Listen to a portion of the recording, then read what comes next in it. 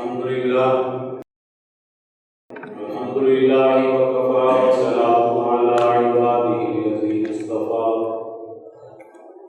أما بعد فأعوذ بالله من الشيطان الرجيم بسم الله الرحمن الرحيم واصبر نفسك مع الذين يدعون ربهم بالغداة والعشي يريدون وجهه ولا تعد عيناك عنهم تريد زينة الحياة الدنيا ولا تطع من أغفلنا قلبه عن ذكرنا واتبع هواه وكان أمره فرطا. صدق الله العظيم. قال النبي صلى الله عليه وسلم إذا وصل الأمر إلى غير أهله فانتظر الساعة.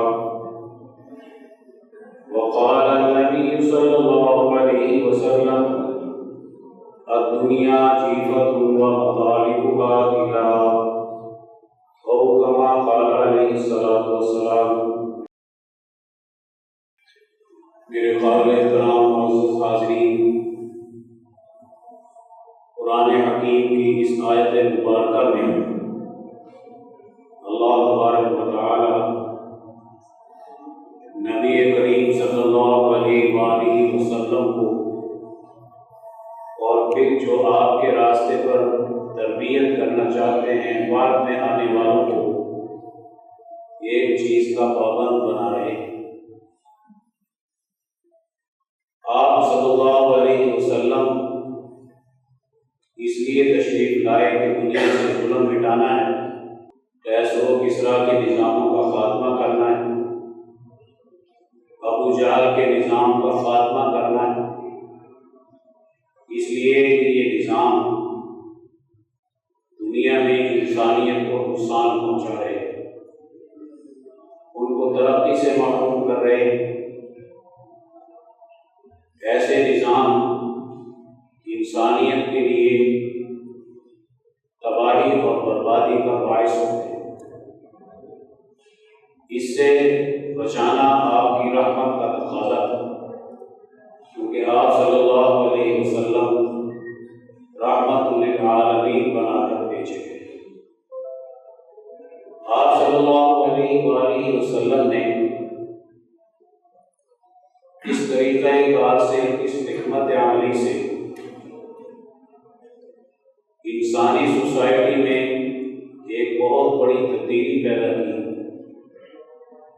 وہ طریقہ کار کی اصل ہے اور اسی کو سمجھنے کی ضرورت ہوتی ہے. ہر چیز کا ایک طریقہ ہے، اس سے وہ چیز حل ہوتی ہے. اگر طریقہ کار غلط ہو تو مسئلہ حل ہونے کے بجائے مسئلہ خراب ہو جاتا ہے. نبی کریم صلی اللہ علیہ وآلہ وسلم جس حکمت عملی پر کام کر رہے ہیں، آج ہمیں وہ حکمت عملی سمجھنے کی ضرورت ہے، کیونکہ آج بھی وہی تقاضا پیدا ہوا جو نبی کریم صلی اللہ علیہ وآلہ وسلم کے دور میں پیدا ہوا تھا. ہمیں بھی آج نظاموں کی خرابی کا چیلنج ہے. ہمیں بھی قومی اور بین الاقوامی سطح پر ترقی سے محرومی، انسانیت زوال کی طرف بجائے عروج کے ہم پر آج تک زوال سے نکلنے کا طریقہ جو انبیاء کرام بتاتے ہیں وہ اللہ تعالیٰ کی جانب سے الہام کرتا ہو. جو قومیں اپنے پیغمبر کے طریقہ کار پر چل پڑتی ہیں، ان کا اتباع کرتی ہیں، وہ کامیاب ہو جاتی ہیں. اور جو قومیں انبیاء کرام کے طریقہ کار پر نہیں چلتی، مخالف ہو جاتی ہیں یا طریقہ کار چھوڑ دیتی ہیں، بے عمل ہو جاتی ہیں، زوال پذیر ہو جاتی ہے۔ نوح علیہ السلام سے لے کر نبی کریم صلی اللہ علیہ وآلہ وسلم تک آپ قرآن حکیم کا جب مطالعہ کریں گے اس تاریخ کا، تو قرآن حکیم قوموں کے عروج و زوال کے ایک ہی جیسے اصول بیان کر رہا ہے۔ قوم نوح میں کیا خرابی ہے؟ اس کے مالدار اور سردار بگڑ گئے، ملا اور مطلب طبقات پیدا ہوتے ہیں۔ یہ سوچ پیدا ہو گئی کہ انسانوں میں تقسیم ہے، کچھ بڑے لوگ ہیں اور کچھ کمی ہیں، چھوٹے درجے۔ اس سوچ نے ظلم تک نوبت پہنچا دی اور وہ قوم عذاب کے مستحق ہو۔ قوم عاد ہے، ہود علیہ السلام ان کی طرف پیغمبر آئے۔ اس قوم میں تجارت کی خرابی پیدا ہوئی، سرمایہ پرست غریبوں پر ٹیکس لگاتے، سارا پیسہ محلات پر خرچ کرتے تھے۔ قرآن حکیم کہتا ہے پہاڑوں کو تراش تراش کر مکانات بناتے تھے۔ اس قوم میں تجارت کی خرابی ہے۔ قوم صالح ہے، اس قوم کے اندر پانی کی تقسیم کا مسئلہ ہے۔ غریبوں کے جانوروں کو پانی نہیں پینے دیتے تھے، امیر لوگ اپنے جانوروں کو پانی پلاتے تھے۔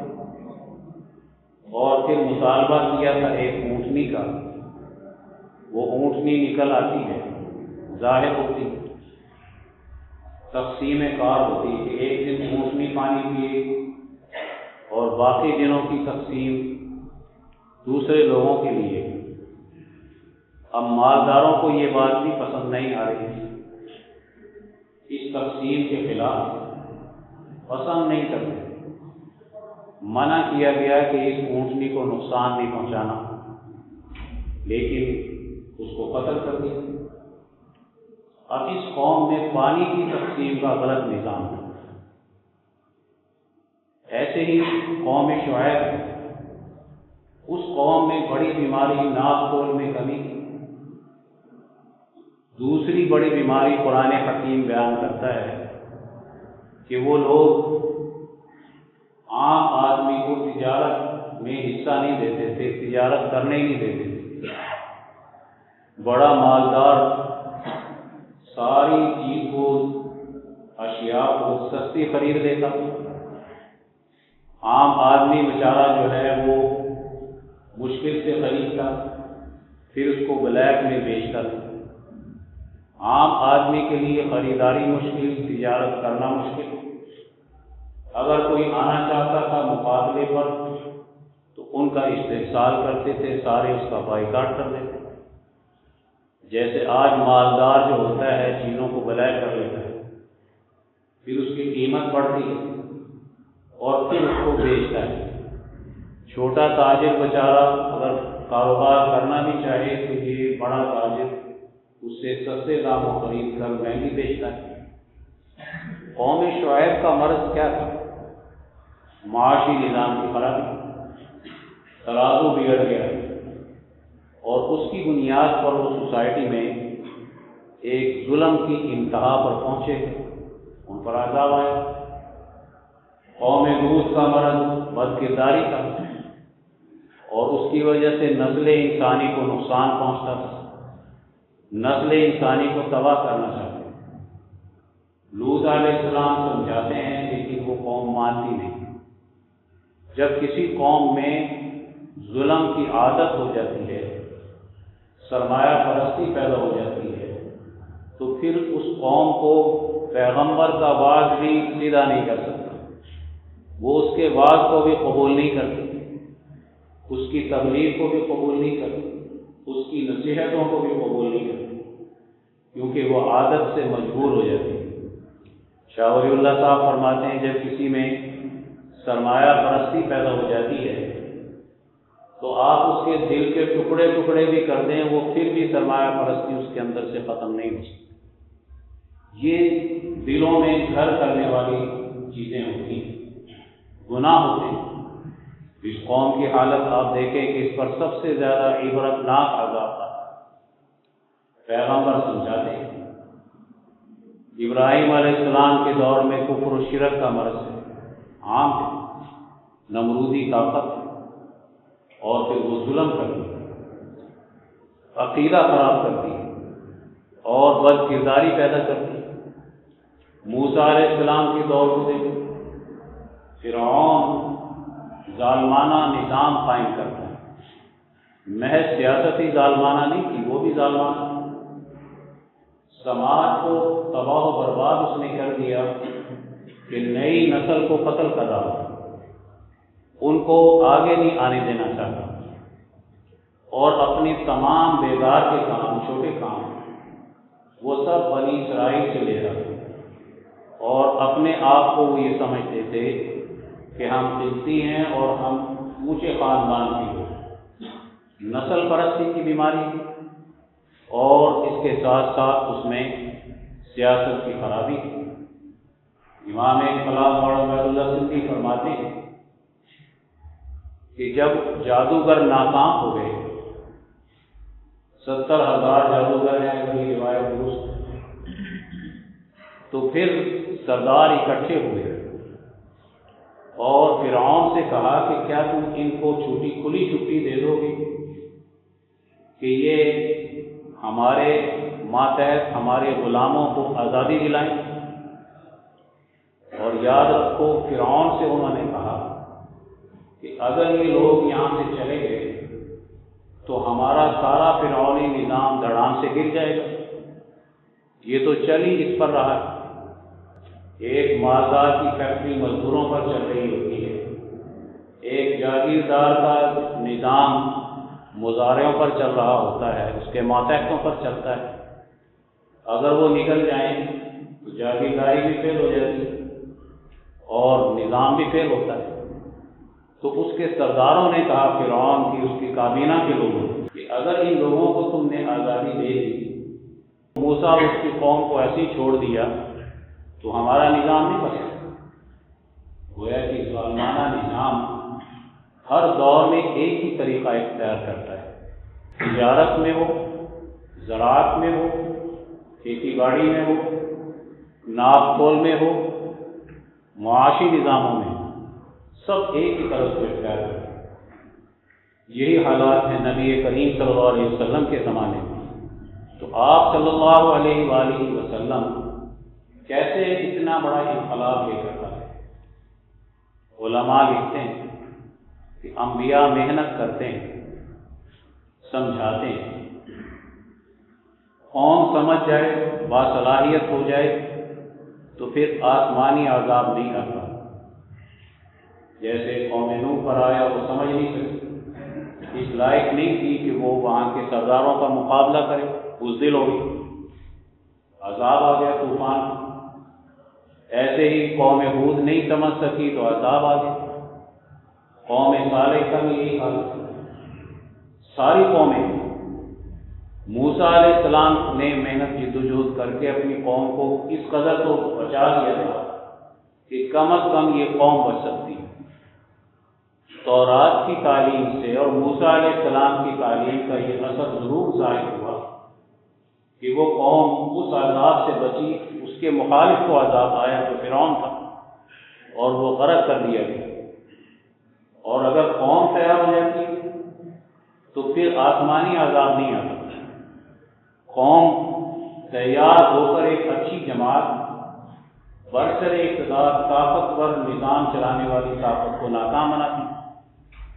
نبی کریم صلی اللہ علیہ وآلہ وسلم کی محنت سے جو صحابہ کرام کی جماعت تیار ہوئی، وہ اتنی باصلاحیت بن گئی کہ وہ کیسر و کسریٰ کے نظام کو چلا سکتی، ابو جہل کے نظام کا خاتمہ کر سکتی۔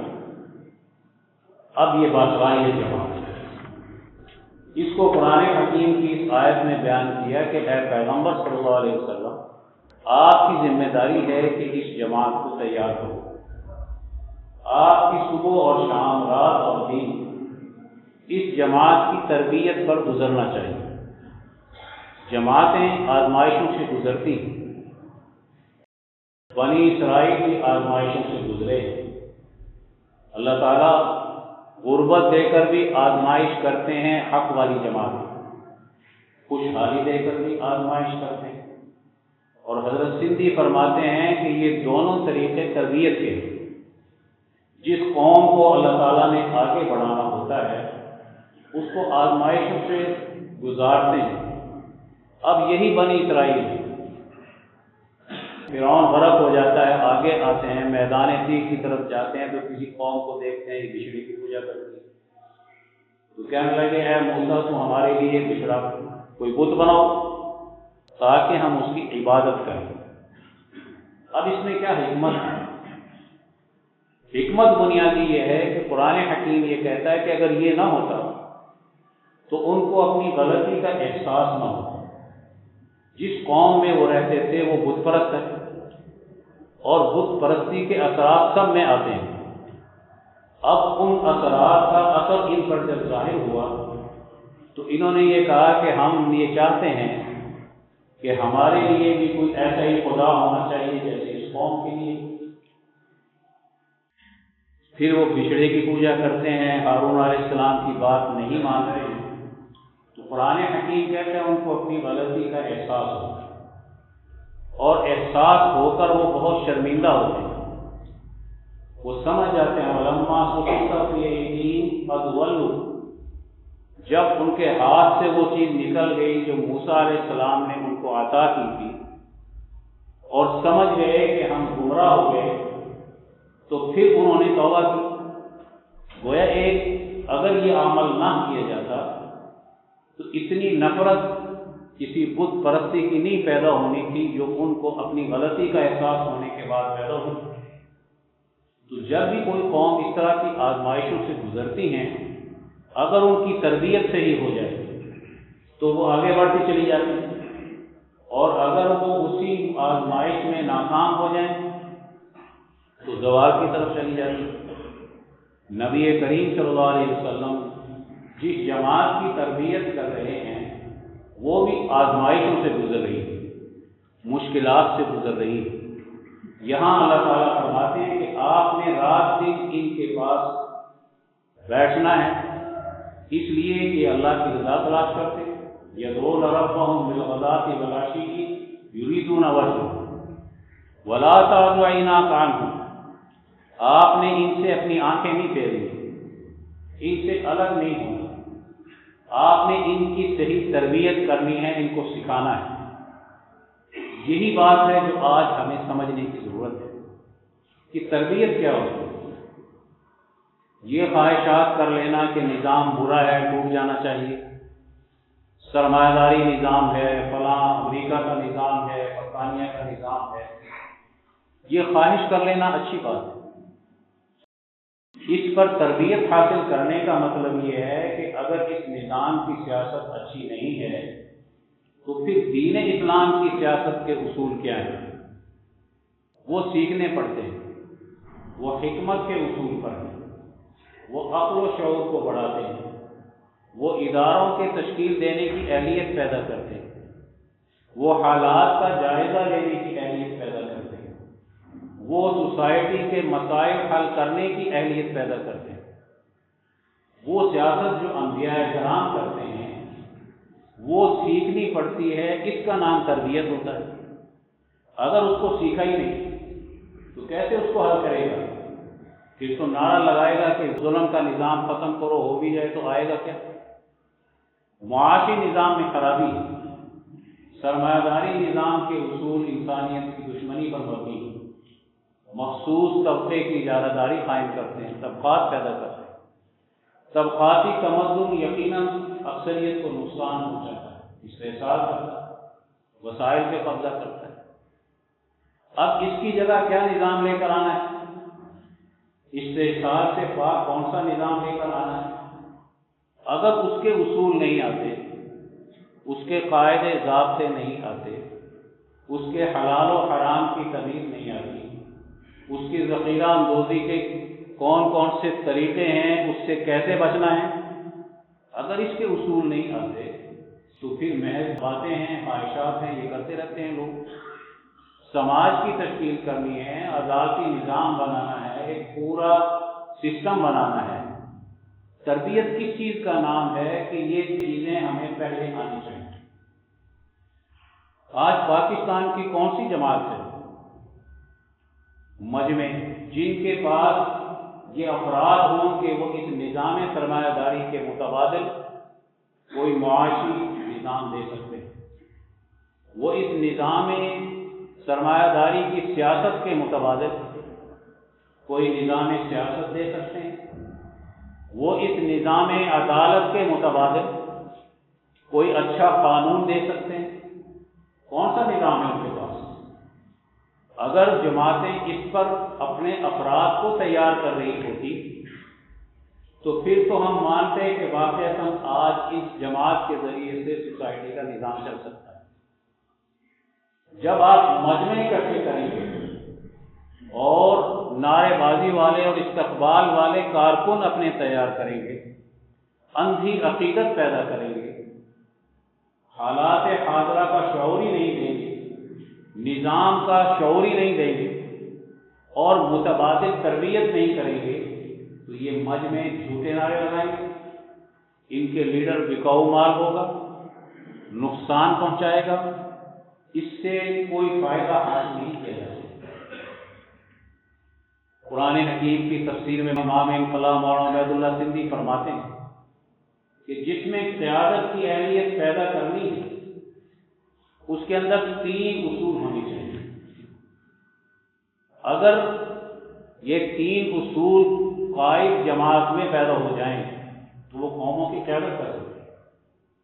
وہ فرماتے ہیں سب سے پہلی چیز، کسی جماعت کے افراد کو جب تیار کرتے ہیں تو اس میں سے سرمایہ پرستی نکالو۔ جس جماعت کے افراد کے اندر سرمایہ پرستی ہے وہ قوموں کی کبھی قیادت نہیں کر سکتی، وہ تو مفاد پرست ہے۔ وہ تو اس لیے جماعت میں شامل ہوئے کہ اچھا ٹھیکہ مل جائے گا، کمیشن ایجنٹ بن جائیں گے، کوئی اچھا عہدہ مل جائے گا، پیسے اچھے مل جائیں گے، جاگیریں مل جائیں گی وغیرہ وغیرہ۔ وہ سرمایہ پرست ہے۔ سرمایہ پرست کبھی جماعت کا تربیت یافتہ فرد نہیں ہو سکتا اور نہ ہی اس کی قیادت سے ہی اہلیت اپنے اندر پیدا کر سکتی ہے۔ تو پہلی چیز کسی بھی سوسائٹی کی قیادت کی اہلیت جب بھی پیدا کرنی ہو کسی سماج میں، سوسائٹی میں، تو اس کے افراد میں سب سے پہلے سرمایہ پرستی نکالنی پڑتی ہے، مفاد پرستی اور خود غرضی نکالنی پڑتی ہے۔ اگر نکال دی تو جماعت کا فرد اچھا ہے، وہ سودے بازی نہیں کرے گا، بکے گا نہیں۔ اور دوسرا اصول وہ بیان فرماتے ہیں کہ اس جماعت کے افراد کے اندر عدل و انصاف اس کے باطن میں داخل ہونا چاہیے، اس کے اندر سے پھوٹنا چاہیے۔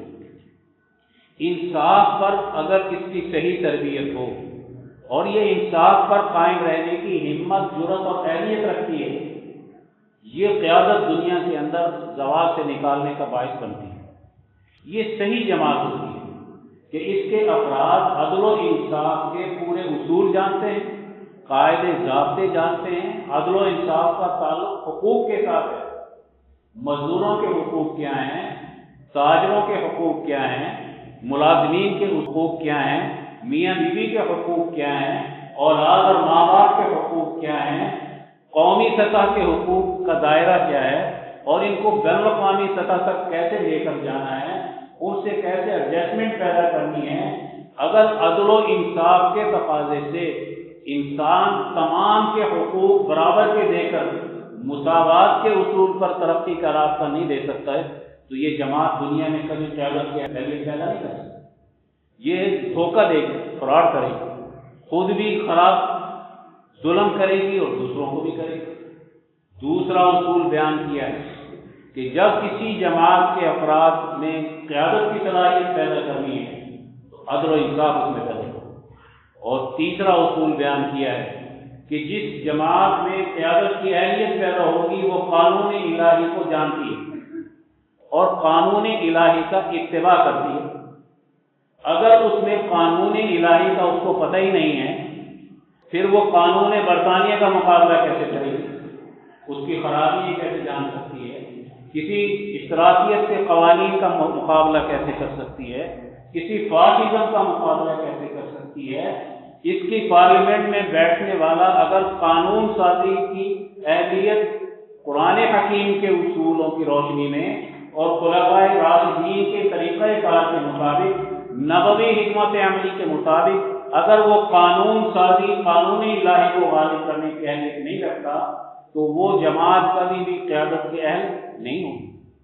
تو جس جماعت کے افراد کے اندر یہ اصول غالب آ جائے کہ وہ سرمایہ پرستی اس میں سے نکل جائے، بڑے سے بڑے جاگیردار سے متاثر نہیں ہوتی، کسی بڑے سپر طاقت سے متاثر نہیں ہوتی، کسی سرمایہ داری نظام کا جو ہیکل جو اس وقت میں نقشہ ہوتا ہے اس سے متاثر نہیں ہوتے، کوئی اس کو خرید نہیں سکتا، کوئی اس کی قیمت نہیں لگا سکتا۔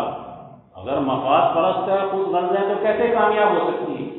تو ایک جماعت جو نبی کریم صلی اللہ علیہ وسلم نے تیار کی ہے، آپ اس کا مطالعہ کیجئے کہ وہ تینوں اہلیت کے تینوں اصولوں پر کام کرتی ہے کہ اس کے اندر سرمایہ پرستی نہیں، اس کا خلیفہ راشد تو زمین پہ سوتا ہے اور قوم کو اتنا اونچا بنا دیتا ہے کہ زکوٰۃ دینے والے تلاش کرتے ہیں، لینے والا کوئی نہیں ملتا۔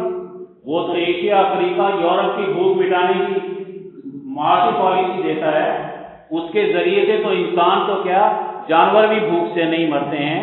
اس کی سیاست تو پوری دنیا کے اندر غالب آ کر امن قائم کرتی ہے، انسانی حقوق کی ادائیگی کا ایک پورا نظام انصاف دیتی ہے، ایک نظام عدالت اور نظام قانونی شریعت دیتی ہے۔ نبی کریم صلی اللہ علیہ وسلم نے فرمایا ہر پیغمبر کا ایک محدث ہوتا ہے اور میرا محدث عمر فاروق ہے۔ امام شاہ ولی اللہ رحمۃ اللہ علیہ فرماتے ہیں کہ عمر فاروق محدث وہ منصب ہے جو اللہ تعالیٰ کی جانب سے اس کو عطا ہوتا ہے جو قانون شریعت پیغمبر لے کر آتا ہے، اس قانون کو سوسائٹی پر غالب کرنے کی اہلیت اس میں ہوتی ہے، اور اس کے ذریعے سے وہ قانون شریعت جو پیغمبر لے کر آتے ہیں وہ سوسائٹی پر غالب کرتے ہیں۔ حضرت عمر رضی اللہ تعالیٰ عنہ کے دور میں جو دین غالب آیا ہے، قانون شریعت غالب آیا ہے اور ظلم مٹائے گئے ہیں، یہ کون سی اہلیت کا نتیجہ ہے؟ نبی کریم صلی اللہ علیہ وسلم نے مکہ معظمہ میں بیٹھ کر اس جماعت کی صحیح تربیت کی، جس کا اصول قرآن حکیم کہتا ہے کہ آپ نے رات دن ان پر محنت کرنی، آپ نے ان سے آنکھیں نہیں پھیرنی۔ ابو جہل جیسے لوگ کہتے تھے کہ آپ ان کو اپنے پاس سے غریبوں کو اٹھا دیں، ہم آپ کی بات سنیں گے بھی اور آپ کا کلمہ بھی پڑھیں گے، آپ کے دین کو قبول کریں گے۔ یہ ذہنیت سرمایہ پرستی کی تھی، سرداری کا روب تھا، تکبر تھا کہ ان غریبوں کے ساتھ بیٹھ کر ہم کلمہ نہیں پڑھ سکتے، ہمیں اگر الگ ٹائم دیں گے، الگ ہمارے اگر محنت کریں گے تو ہم آپ کی بات ماننے کے لیے تیار ہیں۔ یاد رکھو، جب انسان کی ذہنیت سرمایہ پرستی کی ہوتی ہے، امام کلام اور عبید اللہ سندھی فرماتے ہیں سورۃ العلق کی تفسیر میں، وہ فرماتے ہیں کہ جس آدمی کی ذہنیت سرمایہ پرستی کی ہوتی ہے، اس کو اسلام کی دعوت دینے سے پہلے اس سے سرمایہ پرستی کے ختم کرنے کی دعوت۔ اگر وہ اسی ذہنیت کے ساتھ دین اسلام میں داخل ہو گیا تو اس نے تو دین اسلام میں آ کر بھی سرمایہ پرستی پیدا کر دی، اصلاح تو ہوئی نہیں، تربیت تو اس نے لی نہیں۔ تو جو سرمایہ پرستانہ ذہنیتیں جب کسی مذہب میں داخل ہو جاتی ہیں، مذہب کا صحیح راستہ مخدوش کر دیتی ہیں اور دوسرے راستے پر ڈال دیتی ہیں۔ آج ہماری سیاسی مذہبی جماعتوں میں سرمایہ پرست دنیا میں داخل ہوئے، آج مذہبی جماعتوں کے راستے بھی بدل گئے، سرمایہ پرستی کی حمایت میں چلے گئے، اور سیاسی جماعتوں کے راستے تو پہلے ہی غداری کی تاریخ بڑی ہوئی نظر آتی ہے۔ یہ ذہنیتیں وہ خراب ہیں جو اسلام کا نام، مذہب کا نام لے کر سرمایہ پرستی کو تحفظ دینا چاہتے ہیں۔ جب کسی سوسائٹی میں ایسے حالات پیش آتے ہیں کہ اس سوسائٹی کے افراد مالی طور پر سرمایہ پرستوں چاہے غریب ہی ہوں، سرمایہ پرستی تو ذہنی مرض ہے، غریب میں بھی پیدا ہو سکتا ہے، پیسہ ہے نہیں تو وہ اپنی غربت کا رونا رو رہا ہے، وقت کے قانونوں کے ساتھ ملنا چاہتا ہے۔ اس لیے جب نو دولتیے بنتے ہیں اور ان کے پاس پیسے آتے ہیں تو سارے پیسے پیداواری چیزوں پر خرچ نہیں کرتا، غیر پیداواری پر کرتا ہے۔ بڑے محلات بنا رہا ہوتا ہے، کوٹھی کئی کمروں کی بنا رہا ہوتا ہے، کئی کنالوں میں بناتا ہے، تو جب نہیں تھا تو دینیت کون سی تھی؟ سرمایہ پرستی۔ تربیت نام ہی اس بات کا ہے کہ ان چیزوں کے خیالات دل سے نکل جائیں، قوم کو خوشحال بناؤ، قوم کے مسائل حل کرو، اجتماعی شعور پیدا کرو، مساوات اپنے اندر پیدا کرو، انسانیت کی قدر اپنے اندر پیدا کرو، عدل و انصاف کو سوسائٹی میں غالب کرو اور ظلم کرنے والے نظاموں کا خاتمہ کرو۔ یہی صحیح تربیت کا راستہ ہے۔ اس لیے قرآن حکیم نے آگے بیان کر دیا، ان جماعتوں میں مت جانا جن جماعتوں کے دل اللہ کی یاد سے غافل ہیں، وَلَا تُطِعْ مَنْ أَغْفَلْنَا قَلْبَهُ عَنْ ذِكْرِنَا، مت ان کے پیچھے چلنا جن کے قلوب ہماری یاد سے غافل ہو گئے۔ وہ وہی ہیں جو سرمایہ پرست ہوتے ہیں، غدار ہوتے ہیں، کمیشن ایجنٹ ہوتے ہیں، متکبر ہوتے ہیں۔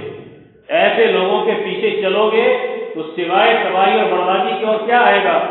فرعون کہتا تھا تم بتاؤ بنی اسرائیلیوں اور قبطیوں، میری قوم کے لوگوں، میں نے تمہارے لیے نہریں چلائی ہیں، میں نے تمہارے لیے محلات بنائے ہیں، میں نے تمہارے لیے سونے کے مکانات بنا دیے ہیں، یہ زیادہ میرا راستہ زیادہ اچھا ہے یا موسیٰ علیہ السلام کا زیادہ اچھا ہے جو بولنا بھی صحیح نہیں جانتا، ان کی زبان بھی اتنی صاف نہیں ہے، تم بتاؤ میں زیادہ بہتر ہوں یا وہ بہتر ہے؟ قرآن حکیم اس کو بیان کر رہا ہے۔ مشن موسیٰ کیا ہے؟ وہ انسانیت کو ترقی دینا ہے، اس کے مسائل کو حل کرنا ہے۔ یہ محلات بنانا کمال کی چیز نہیں ہوتا، انسانیت کے اجتماعی مسائل حل کرنا، انسانیت کی بھوک مٹانا کمال کی چیز ہے۔ آج دنیا میں دو نظام ہے اور سائنسی دور ہے، اور سائنس آسمان سے باتیں کرتی ہے۔ اس سے اونچا دور آج تک علم کا نہیں آیا، آگے آئے تو پتہ نہیں۔ نظام سوشلزم ہے ایک طرف نظام سرمایہ داری ہے، لیکن ایشیا میں بھوک ناچ رہی ہے، افریقہ میں بھوک ناچ رہی ہے، لاطینی امریکہ میں بھوک ناچ رہی ہے۔ 18-20 گھنٹے امریکہ کا مزدور کام کرتا ہے، قسطوں پہ چیزیں لے کر آتا ہے، 10 روپے کی چیز اس کو 100 روپے میں ملتی ہے۔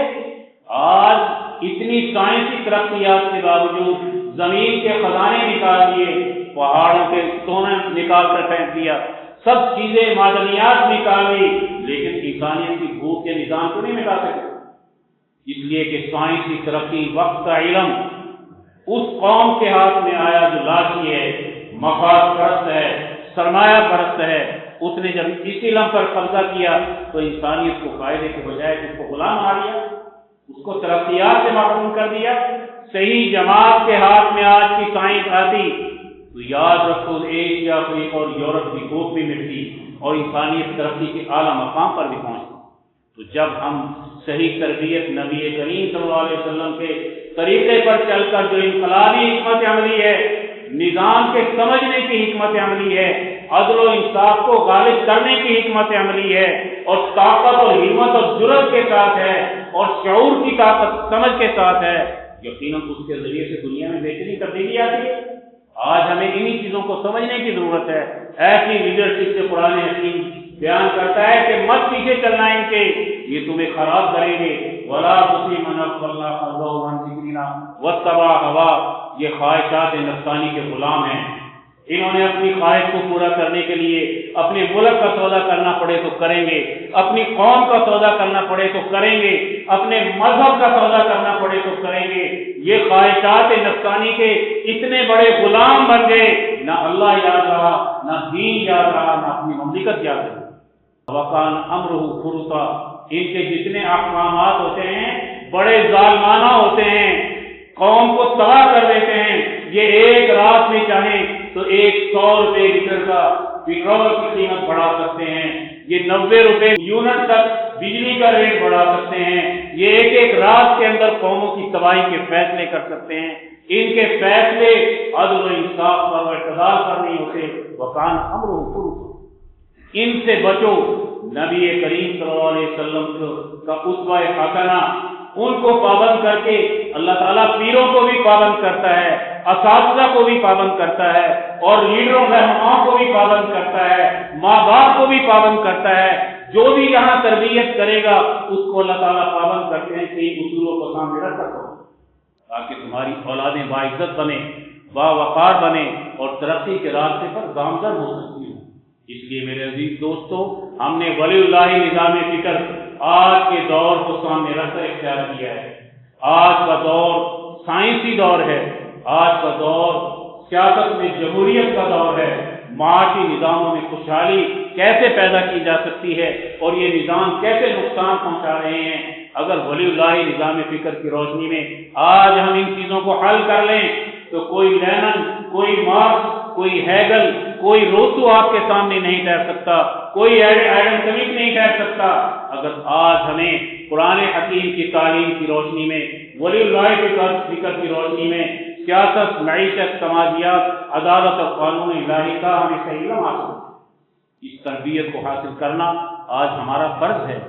یہی انسانیت کو زوال سے نکالیں گے، یہی ہمارے اجتماعی مسائل کا حل ہے، یہی انسانیت کی بھوک مٹا سکتے ہیں، ایشیا، افریقہ، یورپ کی اور پاکستان کے لوگوں کی بھوک مٹا سکتے ہیں۔